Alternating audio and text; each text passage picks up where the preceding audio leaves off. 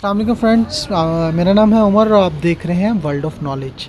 अगर आपने पहले मेरे चैनल को सब्सक्राइब नहीं किया, वर्ल्ड ऑफ नॉलेज को सब्सक्राइब करें। आज की वीडियो में मैं आपको बताऊंगा कि किस तरह आप अपने कंप्यूटर के वॉल्यूम को ठीक कर सकते हैं जब वो उसमें इशू आ रहा हो, सही से वर्किंग नहीं कर रहा हो। तो सबसे पहले आपने जो है विंडो में जाना है और कंप्यूटर जो है आपने मैनेजमेंट में जाना है। कंप्यूटर मैनेजमेंट में जाने के बाद सर्विसेज एंड एप्लीकेशन में जाना है और सर्विसेज में जाना है। मैं बैक करके दोबारा आपको दिखाता हूँ। आप सर्विसेज में गए हैं, ठीक है। सर्विसेज को आपने सर्विस एप्लीकेशंस जो है इस पर क्लिक करने के बाद सर्विसेज में जाना है। सर्विसेज पे क्लिक किया, देन आपने इसको स्क्रॉल डाउन करना है। स्क्रॉल डाउन करके आपको विंडो ऑडियो की ऑप्शन शो होगी। आपने विंडो ऑडियो पे क्लिक करना है।